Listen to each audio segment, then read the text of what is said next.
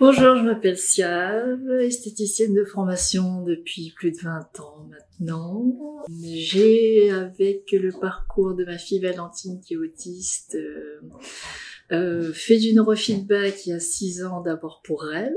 Et depuis, j'ai fait moitié-moitié esthétique et neurofeedback et à domicile sans boutique pour pouvoir suivre le parcours de ma fille. Par la suite, Siav nous parla plus précisément des problèmes de sa fille. Elle a commencé à perdre au niveau de ses capacités linguistiques, motrices, motrices dans le sens hypotonique, hein. Elle n'a pas été paralysée, ni elle ne marchait pas. Mais du coup, on a fait toutes les méthodes conventionnelles.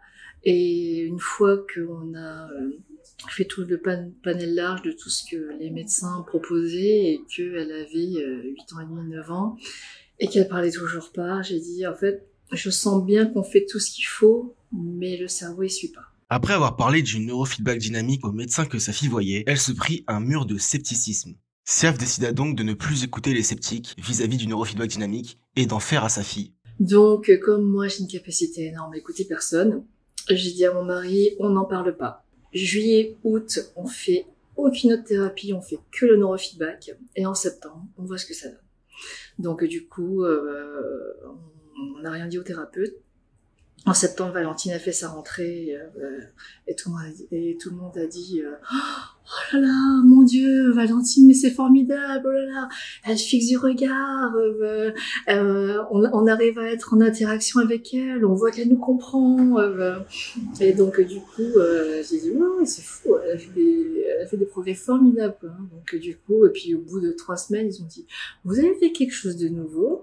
J'ai fait oui, vous savez la méthode qui marche pas là, c'est ce qu'on a fait. J'ai dit on a fait du neurofeedback et on lui a fait 4 séances par semaine pendant du coup les 3 premiers mois. Après on a fait 2 fois par semaine parce qu'avec les orthophonistes et les autres médecins c'était compliqué de lui faire plusieurs fois. Et au bout de 4 mois, elle a commencé à dire des mots-phrases.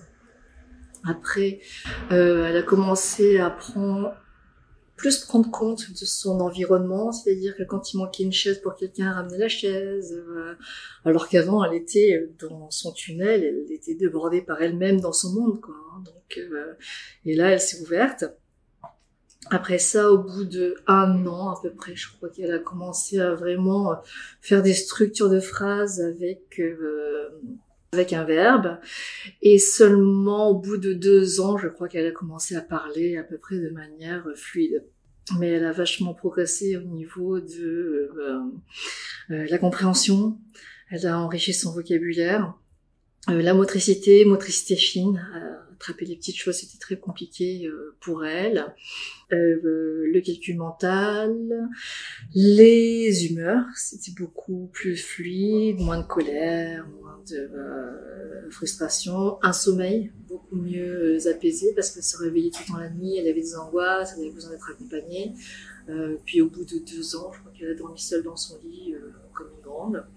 Et du coup, toute la famille en a profité. En ayant constaté les miracles sur sa fille, en étant cliente comme praticienne, elle espère que cela pourra profiter à d'autres. Le neurofeedback, ça va se démocratiser, un peu comme les ostéopathes. Il y a 20 ans, personne ne voulait entendre parler d'un ostéopathe. On dit, c'est quoi ce truc? Qui nous touche même pas, on guérit et tout ça.